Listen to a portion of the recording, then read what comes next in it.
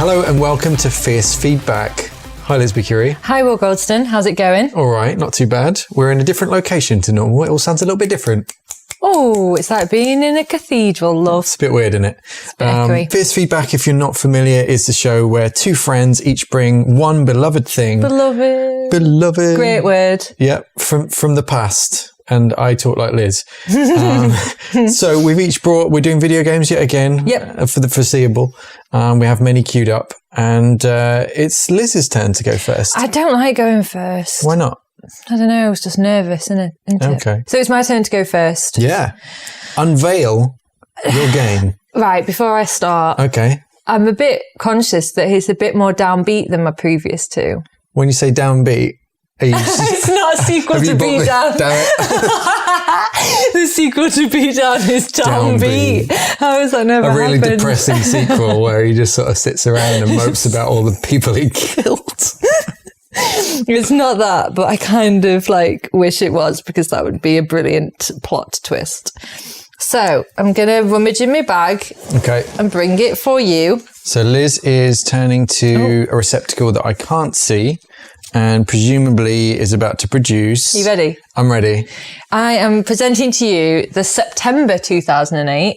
I said the month as well because it is important. It's the month of my birth. Sure. So the 2008 Silent Hill Homecoming. Okay. On the 360. Okay. So I just wanted to point out something before I start. The box art for Silent Hill Homecoming is one of my favourite Silent Hill box arts. It also doesn't look like a real game. It's just the logo and picture. It's not hasn't got Xbox or a rating in the corner or anything. No, so this is the reversible cover.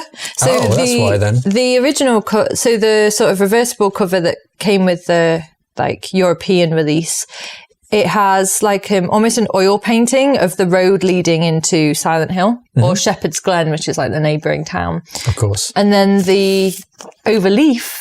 Okay, is that looks like a video game. Yeah, it's got the Xbox logo at the top. Yeah, it's got the big 18 rating. It's got a nurse. It's got the Silent Hill nurse, famous from Silent Hill 2.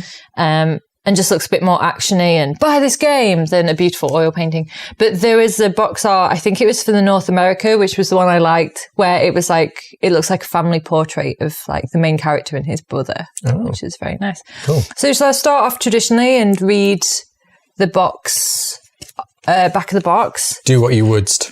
I just want to draw attention to the fact that Dishonored is in here as well. Liz. I can't keep the back. Never the right disc, Mercury. So, the back of the box, it says, "Welcome home. While recovering in a military hospital from an injury gained in service, Alex Shepard is discharged following news that his brother is missing. He returns home to his little lakeside town of Shepherd's Glen.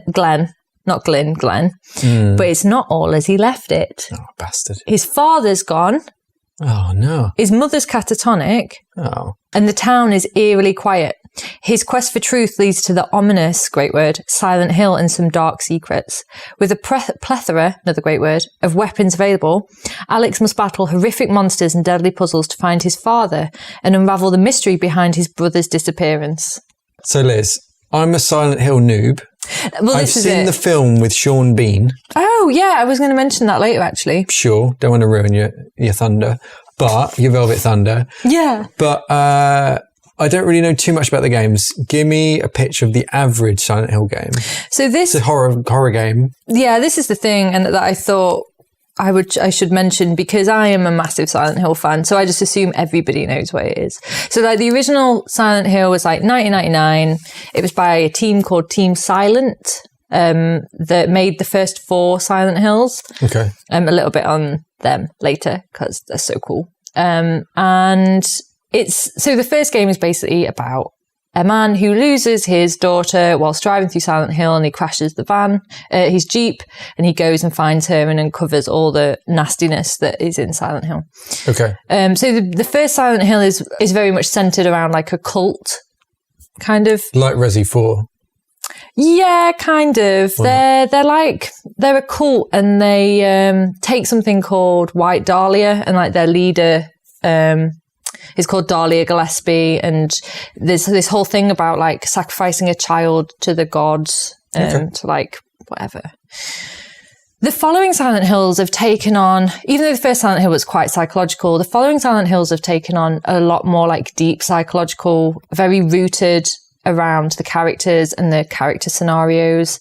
So Silent Hill 2, which is my favourite, is centred around the guilt of a man who's trying to find his wife. He receives a letter from his dead wife saying, I'm in Silent Hill. He goes to find her. And all the manifestations he sees, everything that's in Silent Hill, is a manifestation of his guilt.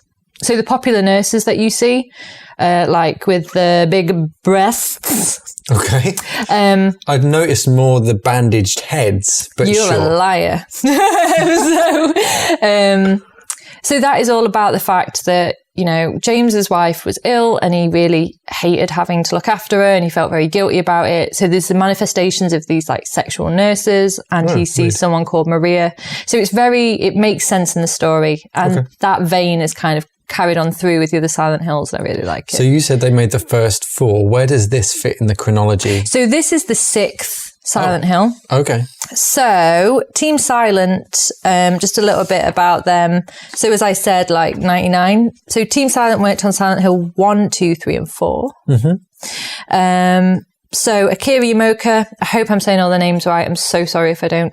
He is a legend and he's done the music from 1 all the way through, including for Homecoming as well. Okay. So he's like the composer, musician.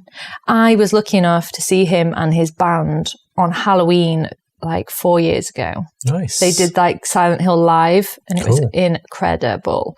So he's like one of Team Silent. And then there's a guy called Hiroyuki Owaku, sorry. I'm so bad at these names. I'm sorry to anyone who offend. He was the writer. And then the legendary Masahiro Ito, who is the monster designer for, I think it was primarily 1 to 3. But so Silent Hill Homecoming was not released in Japan. They just cancelled the release of it. But Ito had done the front cover for it. And I don't know what it looks like. And I wish it was released somewhere to be able to see it. But yeah, Japan was going to get this box art done by the monster designer, which would have been awesome. Nice. So then after Team Silent disbanded, I know a few of them went on to work on the Siren series, which is pretty cool. Okay. Then Climax temporarily took over. So they did a game called Silent Hill Origins for the PlayStation Portable. And it was brilliant. It was really, really, really good. And then after that, they did, I believe, Silent Hill Shattered Memories, which was for the Wii and PlayStation 2. And then it then went to Double Helix, who made Homecoming. So that's where it fit. Yeah, quite late. But very good. The thing I like about Homecoming is that it really stays true to the feel of like the like what Team Silent's vision was. Right. So it's very psychologically deep. There's a lot of attention to detail in its design. Just the atmosphere is incredible. The music is incredible. Like Akira does the music for this. And so it just, to me, it feels very like a spiritual. Right. Renaissance like sequel. Of the series. Playing it, it feels to me that I'm playing like a later gen Silent Hill. Which is just very nice. And the other thing as well is that I went back to play it recently, and it still handles so well. I mean, to say it was from 2008, it's almost like, you know how we was talking in an earlier episode about how all the controls are now kind of uniform and standardized? Yeah. It feels like it's part of that generation. Okay, there's nothing particularly clunky or uncomfortable or like, oh, what's going on here? It just plays beautifully and it's so it's not like how I mentioned Resident Evil earlier, it's not like going back to a tank control or something. No, it plays really, really super nicely. Okay. They're good. Cool. So that's a little bit of a history of Silent Hill. So let's talk about Homecoming. What happens? So I've just got back. My mum's not well. My dad's gone. My brother's gone. Yeah, I know. Poor old Alex. Yeah. Oh, yeah, and his girlfriend as well. Oh, what? Elle. Yeah. I don't know. What do you mean you don't know? I don't know where they left off, but she's happy to see him back. Okay. So their town's next door. They're fine. Well, you know what happened to Brams? Brams was the next town over in the first Silent Hill, and look what happened to that. No, I don't know that, but okay. Heed my warning. So next town over, presumably Silent Hill bordered by several towns. And you'd think that people would have quarantined the place by now. Yeah, you'd think the word would get around. They'd be like, well, we'll all leave this neighbouring town because this town... Or Silent Hill's a town, right? It's not just a hill. Yeah, it's a town. Okay, thanks. I do need to check because I'm a bit of a noob. Yeah, it is a town. That's a good point. Yeah, sorry, it's a town. Yeah. It's not like Mulholland Drive. No. I was just about to say I went to somewhere called Silent Hill when I was in San Francisco, but that was Twin Peaks. So let's ignore that. Getting all my things mixed up today. Right. So he discovers all of these problems. What does he do? He has to go to Silent Hill to sort it out? Yeah, I'm sorry. This is really downbeat, isn't it? I should go back to all my games about skidding on knees. You cannot skid on your knees in Silent Hill Homecoming. Thank God. That's what everyone's been wondering in this episode. So you start... the game starts in a really nice way. Well, it's not nice at all. It's Silent Hill. What a lovely time. So you start the game strapped to a stretcher, getting wheeled through the hospital. Oh. And as you go through the hospital, you see like murders taking place in each of the rooms. So there's someone being strangled. It looks like someone's being drowned. And then you get taken into this room and you see the guy that wheeled you in being stabbed. You kind of see the shadow of it. And then it like goes, you have control now, do your thing. Right. Couple of things. Yeah. That are quite cool. And you describe that as a nice start. Well, it gets you straight into the action, isn't it? It's no messing about. Gotcha. That's what I like. Nice in terms of not wasting players' time. As opposed to subject matter. Have you realised from the few games I've done now that I just like to get into it? Yeah, straight in. And I like it. I like a good Kick the story. door in, skid on your knees. Yeah, just get into it. Yeah. And the world is so nice. Oh, I keep saying nice. What I mean is that the world has been crafted so well, and it's disgusting and it's awful. And the world is kind of like industrial and gritty, and there's this grain effect that plays like screen space. Yeah. All the way through. So it's kind of got this industrial, gritty Trent Reznor feel to it. Okay, yeah. But then that's one thing. Imagine like the Quake menus. Yeah. But it's just so fun to explore because you find all these awful things. And there's a lot of environmental storytelling where you'll just find bandages or someone's hand and you'll just be like, what happened here? Yeah. And that is great in a horror game, right? Yeah. So you start off a couple of things which are interesting. Mm-hmm. I could talk about Silent Hill forever, have you noticed? Feels like it, yeah. Is that... The first thing is that man gets stabbed with a very large sword. Yes. If you're familiar with the film, as you said, Christoph Gans' film, was that 2006, I believe? If you say so. Really enjoyed it as well. I thought it was a pretty good horror film, to be fair. So the plot, talking over you because I love Silent Hill. So the plot very much touches on Silent Hill 1 and 2. Some parts are very true to the game. I think I really enjoyed the film and I thought the feel was pretty good. But you'll have seen Pyramid Head in the film then, right? Yeah. If anyone isn't familiar with Pyramid Head, he's this scary looking, muscly guy with a pyramid, like a metal pyramid for a head. Yeah. And he carries this massive cleaver. So there was apparently talks about having him a bit more. So I think that Silent Hill Homecoming was originally going to be a spiritual successor to Silent Hill 2. There's a lot of similarities in it, which I'll talk about later if I have time. Does it follow on from the plot? It was going to originally. Okay. So the producer, Tom Hullett, he was also the producer on Origins and Shattered Memories. He talks more about the similarities that would have been between that and Silent Hill 2. Like one of the main characters in Homecoming was actually going to be one of the younger characters in Silent Hill 2 grown up. And so there was going to be quite a link there. So for any Silent Hill fans, the child Laura from Silent Hill 2, Elle in Homecoming was going to be her grown up. And there was going to be this... So they just sort of did a bit of a switcheroo with the plot and made it something newer. And they originally wanted to have Pyramid Head in it as well, because he originally kind of popped up in Silent Hill 2. He's a bit of a mainstay of the thing, I assume. Yeah, but they made the creative decision to not have him in it. And instead, he's a guy with the big knife. And a normal head. And a normal head. And he's just called the Boogeyman. Normal Head. Oh. Well, they should have just called him Normal Head. Normal Head and Pyramid Head. Oh my God, it's a normal head.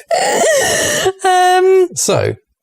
Yeah, and then the other thing is that I didn't realise this until I was like reading up about it. And this is what I mean about clever design and it being pretty sweet. Each of the murders that you go past is one of the bosses that you play in the game. Oh, nice. Yeah, it's really nice. I love a good like full circle wrap up. Yeah. So there's like a boss called Asphyxia, and that's the manifestation of someone who got strangled. Yeah. There's someone who's a manifestation of someone who got dismembered. Actually, that stopped me playing the game for a while. I'm just rambling so much. Never let me do a Silent Hill again because I never shut up. So there's this boss in it called Scarlet. Right. Imagine you're me in this scenario. Because I would not hurt a fly. Well, maybe in Silent Hill. Yeah. But imagine you're me in this scenario and there's this dad and he's like, I don't know where my daughter is. My daughter's Scarlet, you need to bring her back to me. And you go, don't worry, I've got it. I'll be back in a minute. Yeah. You go into another room and there's this big doll that turns into a big porcelain spider looking thing. No, don't need that. Don't need it in your life, do you? No, thank you. The aim of the game is to destroy it, obviously. Yeah. But immediately, ideally. I recollect that I only had my pipe at my disposal. And so I was hitting it until it was shattering all the porcelain off. Yeah. As I'm shattering the porcelain off, I realise his daughter's inside.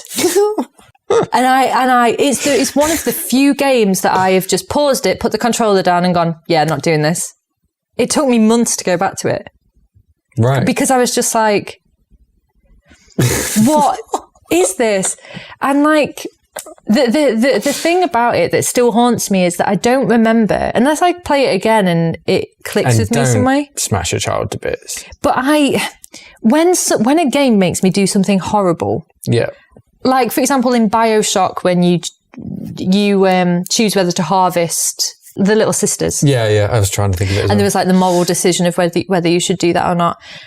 I like there to be some reason, either gameplay wise or psychological, as to why I have to do that. Right. Why the game makes me have to make that decision or have to hack the child to death. But I don't remember ever having that resolution. You sure you don't just break all the stuff off and she pops out? She's like, whew, it smells in there, I tell you what. No, she pops out and then dies in her dad's arms. Oh. Yeah. So let me just say, maybe Silent Hill's not for you. Me, no. Like, or, I don't like spiders or battering children to death. No, me neither. Those are my main two.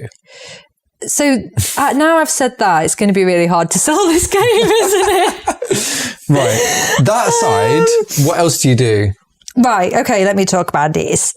Your main objective is to find your brother, find out what's happened to him. You keep having these nightmare dreams where he's running away from you and you're having to fight your way through like messed up hospitals and things to be able to try and find him. This is gameplay. Got it. Yeah, this is all gameplay. So one of the things, if like you're not a Silent Hill fan, is that there's like 2 dimensions. Okay. So there's the real world, which is usually you're just like walking around in Silent Hill and it's got foggy streets and like you're trying to find survivors or clues or like your next objective. And then there's like the nightmare world. And that is, like I said earlier, it's like this really industrial, like you're almost in an abandoned factory and there's all these big rusty fans turning and there's just this ambient awfulness. It's like impending dread. There's a Silent Hill 2 soundtrack song called Black Fairy. If you want to get an idea of what I mean. Sounds like. You mentioned the film earlier. Yes. Sean Bean. With Sean Bean. Love Sean Bean. I don't think he dies in it either, does he? I don't think he came out of it well, put it that way. No one comes out of Silent Hill well. No. So the film was in 2006 and that was Christoph Gans.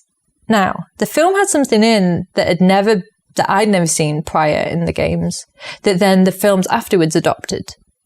And that was, do you remember the bit where you see almost the paint of the walls strip away?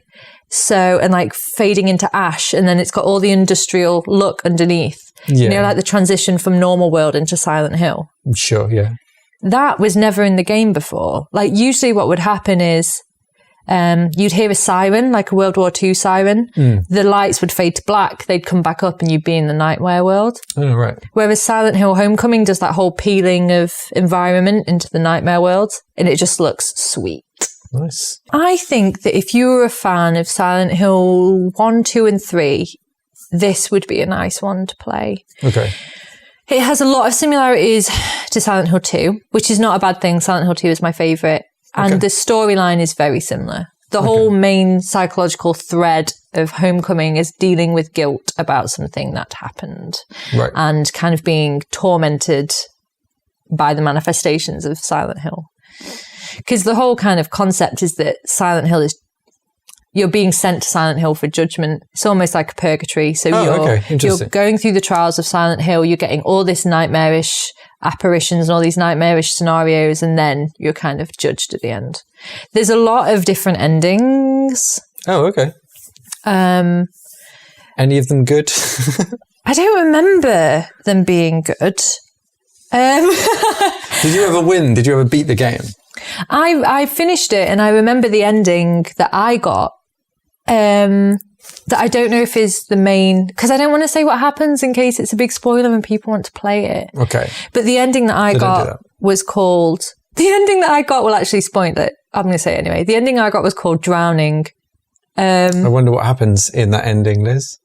And another nod to Silent Hill 2 is that on Xbox, when I got the Drowning ending, I got an achievement that said in water, and that's the name of one of the endings. Brackets in water.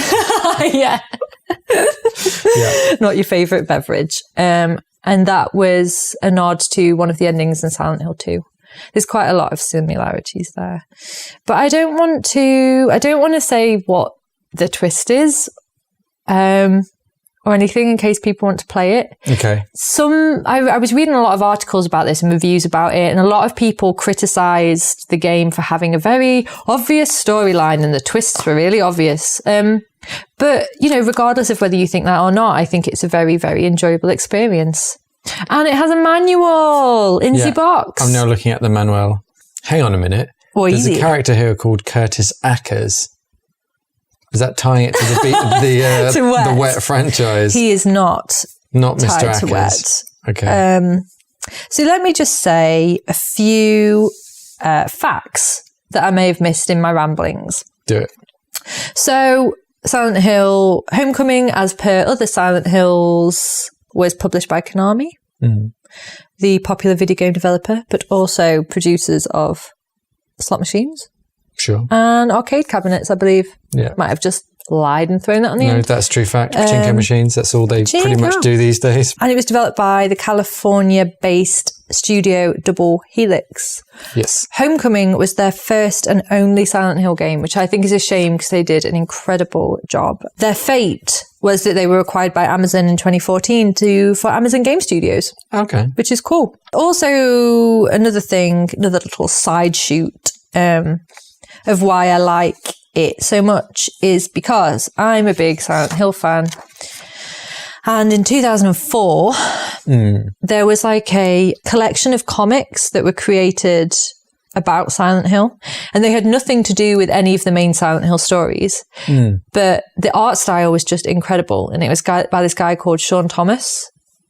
I actually did, as part of my dissertation, we had I did a shader, and it was inspired by the work of Sean Thomas. Yeah. And it's all just like very sketchy, pencily, very rough, and it's all mute colours, but then whatever's of interest will be a bright colour.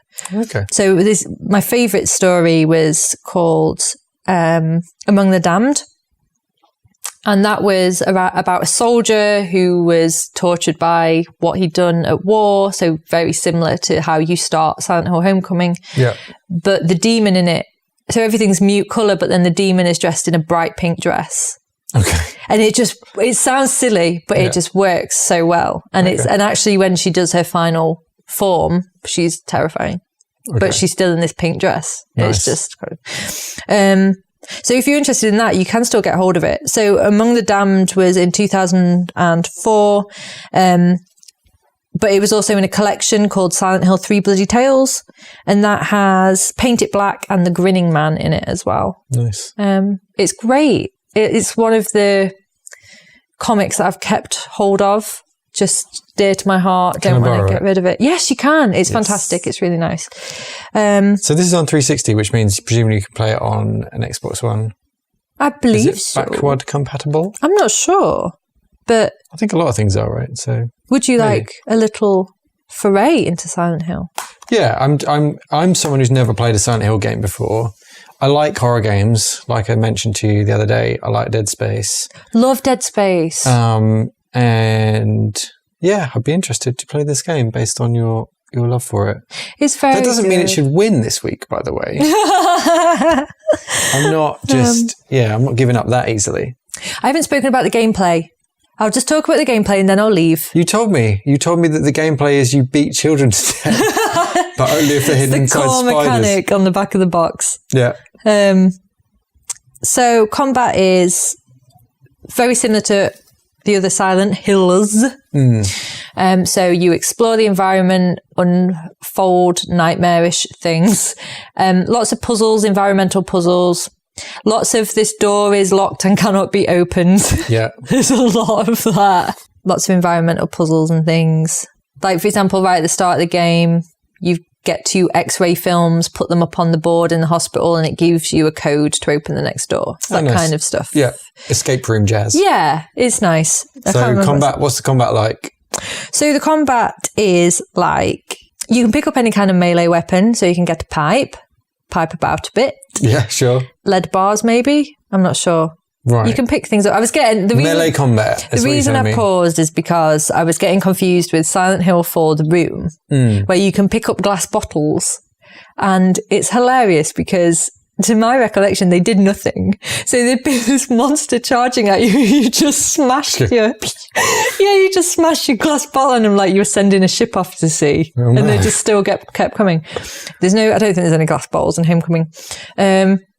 And then you've got your guns, as you'd expect. Okay. So because he is a soldier, there was a lot more focus on combat in this one. So you have heavy attacks in this as well. Okay. Yeah, it's dead good. I enjoyed it very much. So is it just like a gauntlet of puzzle, monster, boss? Yeah, pretty much. So playing it, you genuinely feel trapped and you're in this oppressive environment and it's like tunnels. Because of all the locked doors, it's like a labyrinth. Okay. And you're like trying to scope out the area, finding out which areas have things useful to you, doubling back on yourself, using the map to scope out plan. Is it one of those games where you get lost easily? Because I get really frustrated with games like that where I'm like, oh, this level design is killing me. I don't know where to go. Yes, but the good thing about it is that he draws on the map as you go. So if there's a locked door, he scribbles it out. If there's a point of interest, he puts a cross and writes next to it what it is. Oh, that's cool.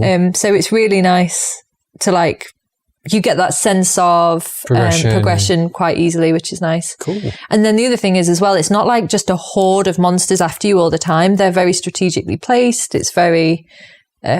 quite minimal, really. Minimal. And then also, as with other Silent Hills, you get the radio static crackling when something's near, which is really nice because you'll just be going on about your day and then you'll hear the radio static. Going on about your day through a horror maze. Nightmaresville. And then the static will come on and sometimes you'll be so deep in trying to solve a puzzle or find somewhere that you'll just stop and be like, oh, shit. Oh, and they just rock up. And then they just rock up. That's annoying. It's good. Love it. So you have to kill them and then carry on and finish the puzzle? Well, you can kind of scoot around them. You don't have to kill everything. Oh, okay. Yeah, you can kind of scoot around them and avoid them. And yeah, it's great. Cool. I love it very much. I'm into it. So I'll just read my bullet points of why I like it. Do it. Why I like it. Intrinsically crafted with lots of love and nods to the originals. Great look and feel. Love the film grain effect. The great thing about Silent Hill games is the depth of psychology that goes into them, and this one is no different. Very smart, emotionally charged horror. Very heavily true. Is that right? Very heavily true. That's what I wrote. Oh, it's so true. Surely, by virtue of being a work of fiction, being heavily true shouldn't be... Very heavily true to the originals, especially two with many nods. That's what I've got written down. Also, one thing, so very heavily true to the originals, especially two with many nods, is that the character in Silent Hill 2, Mary, who's your wife who dies, is actually called Mary Shepherd Sunderland, and it's the Shepherds in Silent Hill Homecoming. So another connection. Okay. And then my last point is probably my favourite soundtrack. Oh, okay. I have everything, or just of the Silent Hill games? The Silent Hill games are my favourite game soundtracks, hands down. Wow. No one comes close. Okay. But I have every single Silent Hill soundtrack. I love them, and when I play them at the house, my partner complains. I'm not surprised. Can we not live in this nightmare? But I recently got the Monzo vinyl of Silent Hill 2, and it's beautiful. But Silent Hill Homecoming is probably my favourite of the Silent Hill soundtracks. That and The Room. There's Akira Yamaoka who does the music composition. And then there's a singer. She's actually a voice actress and a singer called Mary Elizabeth McGlenn. Yeah. And she does the vocals, and her voice is just so hauntingly beautiful. Cool. It's just incredible. So they're my reasons. And that was Silent Hill Homecoming. And I'm sorry that was so depressing and I'm a little bit sad downbeat. But I love it. And I just had to bring it to you today, William. Well, I just hope that you've sold it well enough. Yeah, me too. Because I'm bringing a corker, Liz. Ooh. I'm bringing a bloody corker. I'm now reaching into my bag for my notes. And I'm going to read the intro to you, Liz. Oh, I'm very excited. You ready? Look at all your notes. Calm down. It's 1993. Oh. I'm 10 years old. Mm-hmm. Okay. The other kids are making Tracy Island from Thunderbirds in paper mache. Oh, yeah. I'm making Isla Nublar. Oh, no. I've read the book. What is this? I've read the book. And by read the book, I mean I've listened to the audio book. Are you bringing a Jurassic Park game? Well, don't ruin it. Sorry. I'm really excited. I've seen the film. I've got the T-shirt. I can think of one thing and one thing only. Dinosaurs. Both. Goodness sake.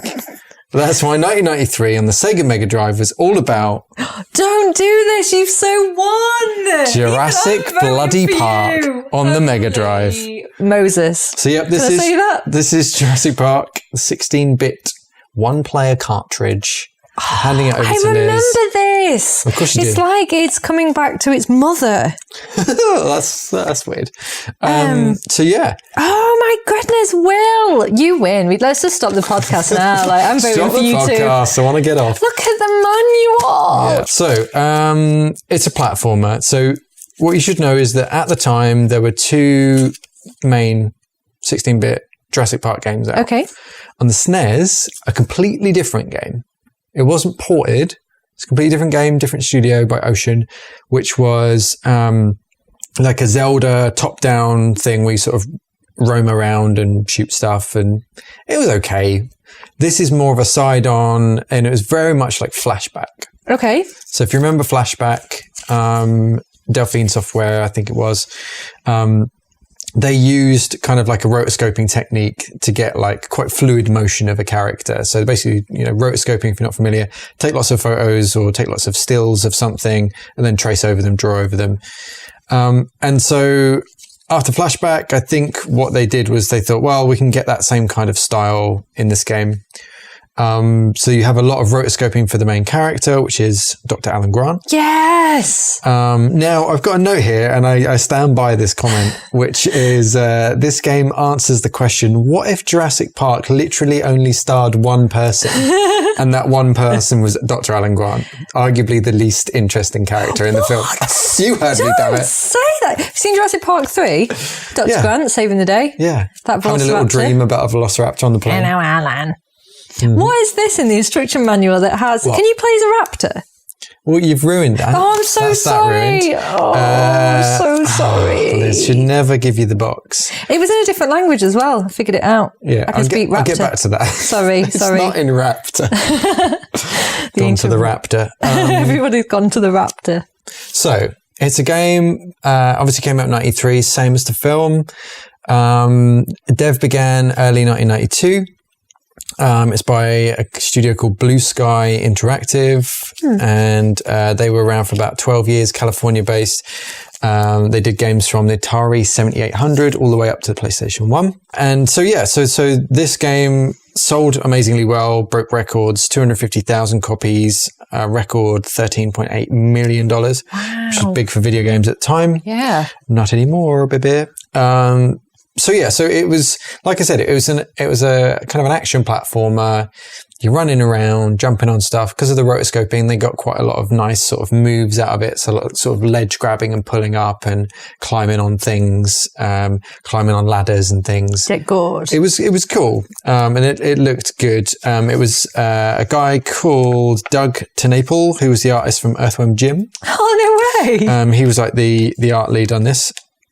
And I've noted down that it's a mixed bag.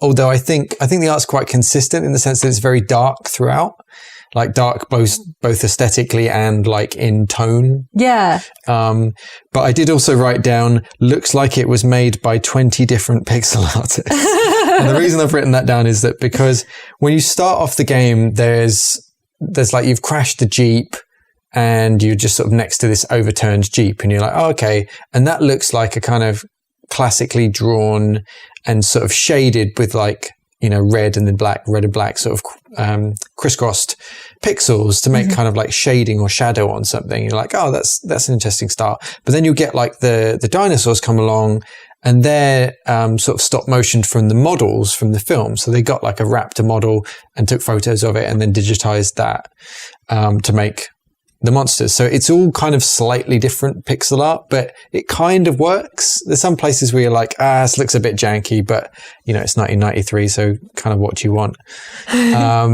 So like I said, the reason that it feels like it's just about if Jurassic Park only starred Alan Grant is because you don't see anybody else in the game. They've all been eaten. Well, you would hope not. But I love Alan Grant. Tell me your reasons why Alan Grant is the least interesting character. He's got a cool hat and a neckerchief. He's got that raptor claw. He got that raptor claw. Could use that in a pinch. Yeah, no, I do. I'm slightly joking. I do love Alan Grant. I can't think of the least interesting character. Probably. Do you prefer Malcolm? Is that what it is? Of course I do. Who wouldn't? Oh, dropped your manual, sorry. So anyway, the point is you only see him, and at the start, the game starts off with basically, if you can imagine like first person view of the Jeep, driving the Jeep, yep. And you just see a still of looking in the rearview mirror and there's like a raptor. In the back seat? Or maybe the T-Rex, probably the T-Rex, that makes more sense, doesn't it? So you're just looking in this rearview mirror and there's just like a dinosaur face, whatever species it is. And then it just cuts to the Jeep overturned and you're like, oh, great, done. And the reason for that is I think they only knew a bit about what would be in the film. Okay. And they only had the book to go on. So presumably they gave them some concept art, which is like, you know, here's the road, the T-Rex is going to come out, and they're in a Jeep. That's all we know so far. Spielberg's still figuring it all out. Don't worry about it. Crack on with the game. So the game is then a platformer of 6 levels. You've got the jungle, a power plant. So those kind of tie up, you know, obviously this all jungly. Power plant is, you know, where Dr. Sattler does a thing. She goes and turns the electricity back on.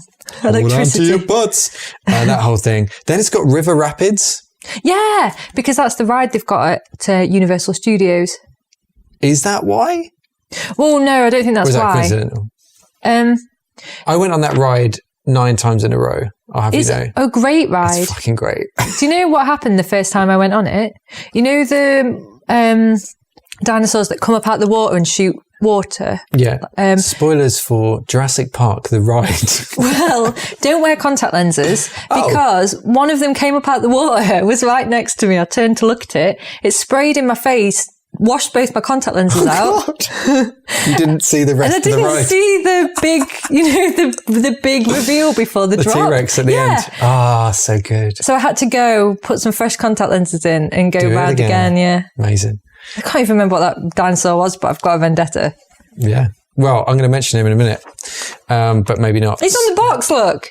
Cheeky get. Yeah, I'm going to explain that because that bothers me a lot. So, River Rapids, you're on a little boat going around, plodding around. That sounds nice. I'm going to come back to him. Pump station, which is very similar to the power plant, it's just got some pipes in it instead. Then a volcano, which is obviously not in the film. And then the visitor centre, which is obviously the end of the film. Yeah, of course. So those are your main sort of 6 levels. Sounds great. I want to play it. Now, I had to play the game to remind myself.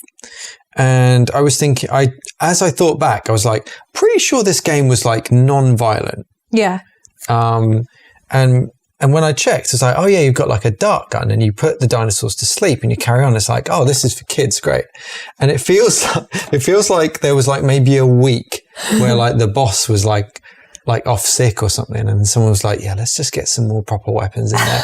Cause you go from like dart grenade to stun grenade to rocket launcher. Oh, wow. And you're like, oh, okay. Well, what was the point? Like fucking around with this dart gun if all we're going to do is like, rocket propel grenade them in the face anyway.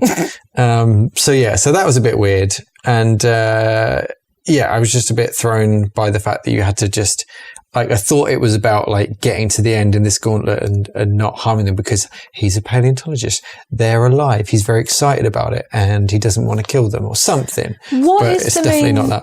What is the main goal of the game? Sorry to interrupt. That's a good question. The goal of the game is to get to the end and leave on a chopper, much like the film or the book. In other words, get the fuck out of this situation that you're in. But all you're doing, is just going around and there's various dinosaurs. There's your Dilophosaurus, your Spitter. Love that one. There's your Raptor. And there's your Brachiosaur, which you just saw in the box. Now, your Brachiosaur, if you recall in the film, is the one that they're up in the trees. And it sneezes. And he's like, don't be afraid, Tim. Think of it as kind of a big cow. Yeah, that's what he says. And then he sneezes all over the girl. Lex, and she's like, yeah. And he goes, God bless you! Yep. And it's all fun and games. Now, the Brachiosaur is not much of a threat in the game either. Okay. It's just kind of there to kind of lift its head up and down. And you can kind of jump on its head and sort of ride it down a bit, which is a bit weird. But then I think it does harm you if you bump into it. But the thing that's funny about it is they reuse it. Now, in the power plant, you're like, oh, there's a Brachiosaur's got in here. And you just see its neck up. Okay. So you don't see the whole thing because it's just too big. So they just pop a neck in there and you can't get past it. Why? Because they don't, like if you fall down, like you die and then you carry on. But then when you're on the river, they're like, fuck it, we'll just use that neck again. And they just have it popping up in the river like it's Nessie or some shit. It's really weird.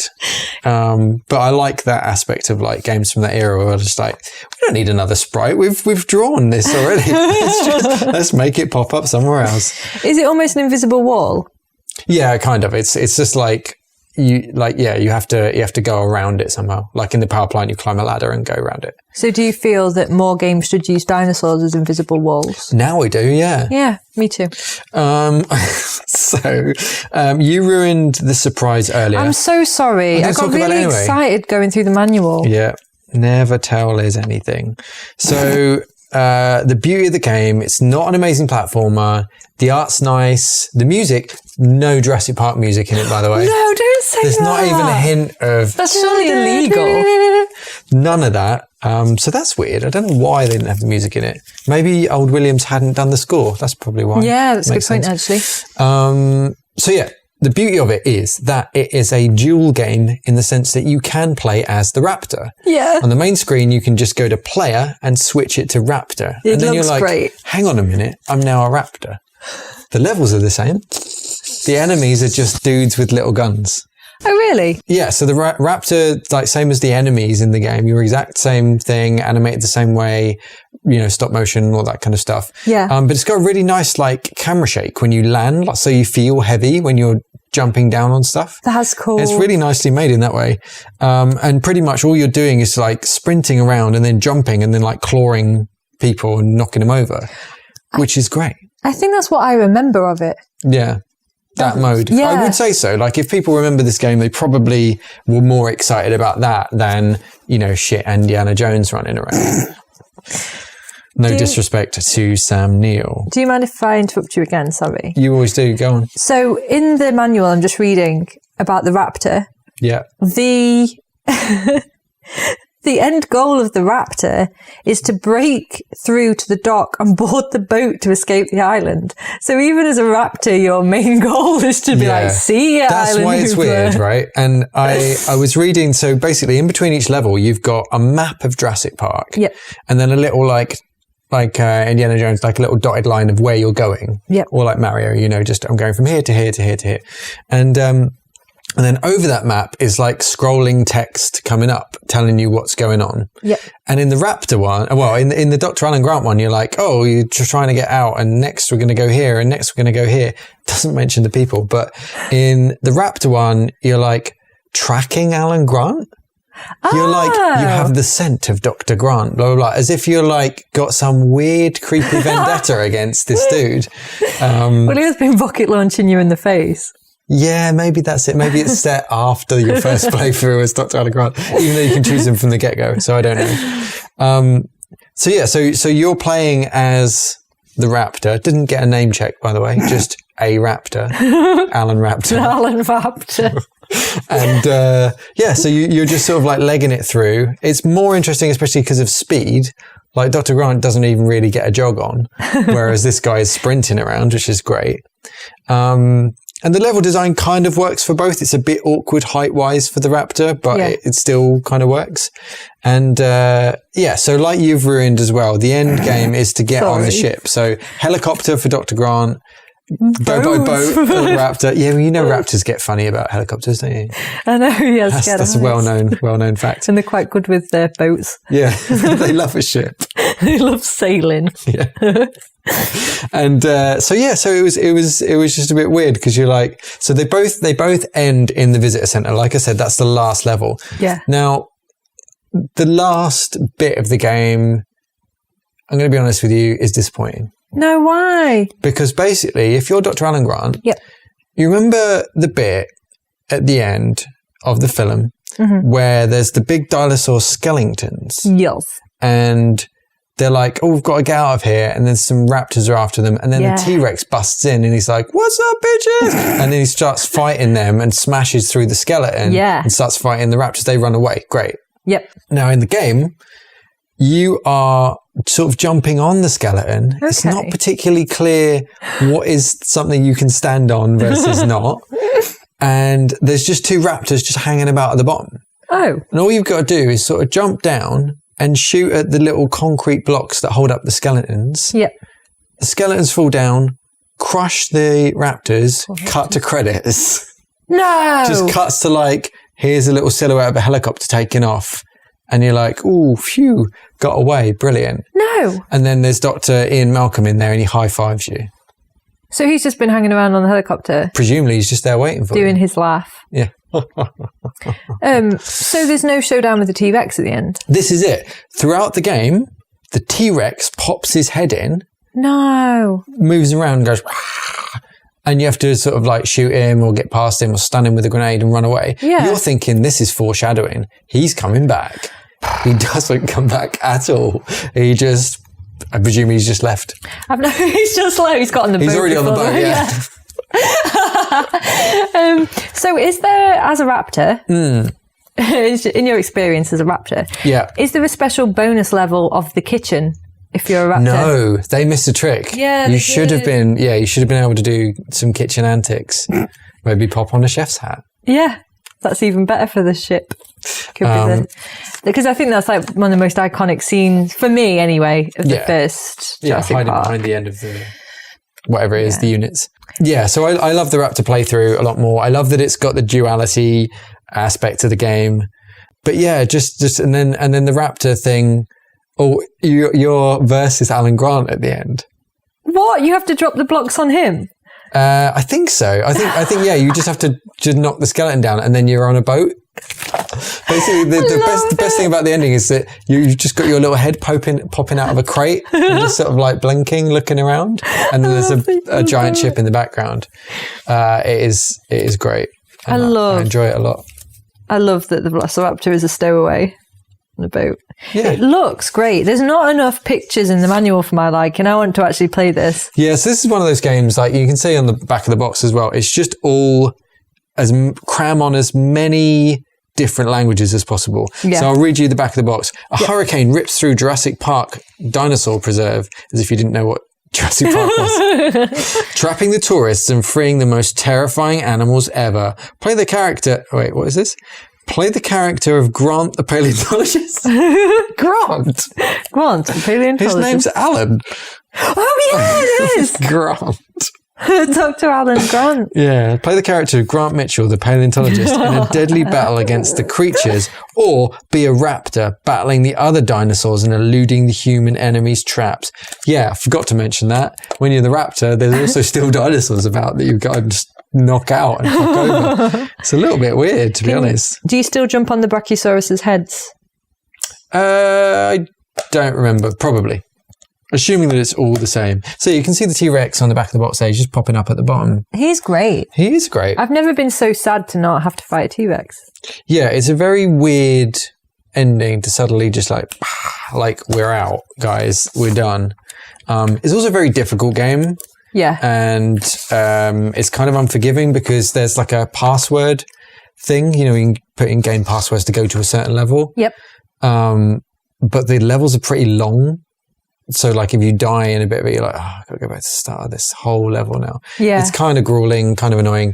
But I just like it. I think it was definitely felt cooler than the SNES game. SNES game had a lot of the actual film stuff in it though, which is really weird. So maybe they just developed it a little bit longer or were more in touch. I don't know. But this is more like a run and gun kind of game. And I think that, like I mentioned earlier, it was a bit of a rip-off of Flashback. Yeah. I think being a 10-year-old, I don't think I was quite mature enough for Flashback. It seemed like quite a bit of an intellectual game and a bit of a smart game. But this was just like, oh my God, it's Jurassic Park and I'm obsessed with dinosaurs. And yeah, just hook it into my veins, even though I'm a child. I really want to play it. Yeah. I played this with my cousin when we were younger. You did? Yeah, I remember it. I remember playing as the Velociraptor. Oh, right. And I remember loving it. So, Liz, you have, much like myself, failed to guess our weekly feature, False Feedback, in which we place a lie amongst our telling. Now, I think that you missed out on mine, because I know you did. And Was I it also the think Earthworm Jim one? No. I forgot to do one. Yeah, I was going to say, and I think you forgot to include one. It's because I was having so much fun talking about Silent Hill. Yeah. Yeah, sorry about that, Will. No false feedback from you. No false feedback. What was mine, Liz? That I would say that it's that Velociraptor got on a boat, but I read it in the manual. Yeah. That you've got to fight the T-Rex at the end. Nope. Not that. Grenade launcher. No. I told you that when you get in the helicopter, you get a high five from Dr. Ian Malcolm. Is that not true? Which is absolute bullshit. But they should have done it. Yeah. Yeah. That was my false feedback. You failed. I'm sorry, Liz. I failed to include mine. I do apologise. So, as is customary, every week you will be voting on this on a little poll on Twitter. But we also finish every episode by talking to Transformer. Yeah, we do. Let me get this ready. AI friend. So talktotransformer.com is it's like a neural network thing, and we basically put in the name of the game and then the word is. Oh, what I forgot to tell you about Jurassic Park real quick. Uh-huh. You know how when you put in a Sega game and you switch it on, it's like Sega. Yeah. This goes. Does it? It's the T-Rex at the bottom of the screen. Love that. Brilliant. Love attention to detail like that. Yeah. It was a great intro. Loved it. I really enjoyed that, Will. Cool. I'm going to vote for you. Excellent. So Liz is typing in Silent Hill Homecoming is. A great game. Complete the text. She didn't write a great game. We're going to hit complete text and it's going to write a little story for us, which Liz will regale us with very shortly. So Oh now spitting out my. the story. Wow. Okay, still writing. Good Lord, how long is it? Okay, it's done. Liz, Okay. read. Silent Hill Silent Hill Homecoming is hands down the best show. I'm going to use that. Hands down, the best show. If you like Silent Hill 2, you're going to love Silent Hill Homecoming. That's actually true. Hill 3 isn't necessarily a bad game, but it's certainly inferior to this one. Total Transformer forming its opinions. Silent Hill Homecoming has a much better soundtrack. Has he been listening to me? It's weird, isn't it? And more content than in the Silent Hill 2, so I'm sure it would be a great addition to your favourite Silent Hill fan list. Number 7, A Quiet Place. Is that just a sentence? Yeah. Okay. The best music of Silent Hill Homecoming. You can listen to Silent Hill Homecoming music as long as you have a good internet connection. You can even listen to the music if you live far from your console like I did for this review. What? This is great. Person in my machine. However, I can't recommend Silent Hill Homecoming music more highly than the music by The Cure. This game was released in 1988 and the cover is so authentic it's eerie. That is not true. No. Last paragraph. The soundtrack of Silent Hill Homecoming is even better than that of the game. Not only are most of the songs haunting and atmospheric, there are actually some tracks that you'll truly listen to as you play. There are many tracks that you can listen to while you play Silent Hill Homecoming. For example, it's interesting how the song A Quiet Place was included in early versions of the game, while the ones at The Doves were a complete remix. So basically, it read everything you read in doing the research. Yeah. That's weird. Talk to Transform is normally a little bit more ethereal. So I'm going to try mine now. So it's an OpenAI machine learning model by Adam King. Well done, Adam. So, Jurassic. So Liz is now entering Jurassic Park. Okay. Jurassic Park is a beautiful story with some great character development, some jaw-dropping action, and an emotional climax you'll want to watch repeated for the rest of your life. That's so true. That's so true. And then it says, review, Jurassic Park. An incredible time to kill a movie in the vein of Terminator 3, Rise of the Machines and Jurassic Park. Jurassic Park sees the story of Christopher, Jurassic Park 3, and Max, Jurassic Park The Lost World, young, ungainly brothers who embark on their first adventure to find an extinct creature. In an attempt to kill it, before it can do any damage, they use their massive guns to shoot at prehistoric dinosaurs all over the world, only to come upon the remains of a prehistoric land where they're ambushed by Raptor Attack Force. With a huge prehistoric dinosaur that had been trying to escape. Once hunted by the giant raptor, the little brothers were driven back into hiding while their mother, brackets Claire, Ruth Nager, helps them figure out how to defeat another evil tyrant, a malevolent dragon named the Tyrannosaurus Rex. This is brilliant. Jurassic Park 3 is another film packed with great characters, amazing special effects, and some of the best action sequences I've ever seen in a movie. The story plays out at the best moments, with the suspense builds until the plot really builds as well, making for a truly fantastic cinematic action experience. That was incredible. Thanks. I want to just know more about the Raptor Attack Force, to be honest. I'm going to type in, I'm going to go rogue on this one, Liz. Raptor Attack Force is, and Torch Transformer can tell us. Because I want to know if it's made by raptors or it's like an attack force against raptors. I'm a little bit scared of what it's doing right now. Or if it's led by Steven Seagal. Okay. Now, I'll tell you why I'm a little bit scared. The completion for Raptor Attack Force is, they've got 2 bullets. It says Raptor Attack Force is, first bullet, at least twice as strong as the first. Second bullet, capable of dealing more damage. Then it goes on to write a load of C# code. What? Which starts... Is it the code for the game Raptor Attack Force? Let's put it... It's just got a load of code. Well, do you know what? We're going to make a masterpiece. Yeah, I'm gonna put that into a game engine and see what happens. Yeah. So yeah, that's Torch Transformer. Not as ethereal as its usual yarns, but we still love it. But which game is best? Silent Hill Homecoming, great game, or Jurassic Park on the Mega Drive? Great game. I would say greater game, but it's not up to me. It's not up to you, Liz. It's up to the listeners. It is, isn't it? Yeah. I just want to play the Jurassic Park game now. Yeah, well. What does that tell you? Should we do a swapsy? You wanted to play Homecoming. I do actually, yeah. So you can decide, go and visit the tweet in the thread. We will provide you a poll and you can tell us which one's best. If we've got anything wrong or just idiots and forgotten things, write us in at fiercefeedback@gmail.com or tweet us at fiercefeedback. Yes, please do. And thanks for listening. Thank you for listening and subscribe to us on iTunes or wherever you listen to podcasts. Yeah. And we will see you next week. Goodbye. Goodbye.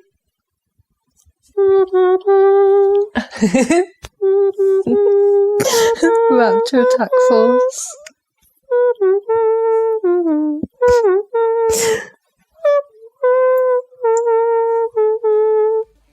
I can't believe you bought that game. You've just destroyed me with that. Yep. There's no way I'll win. That would be a landslide. Landslide victory. Looking forward to it.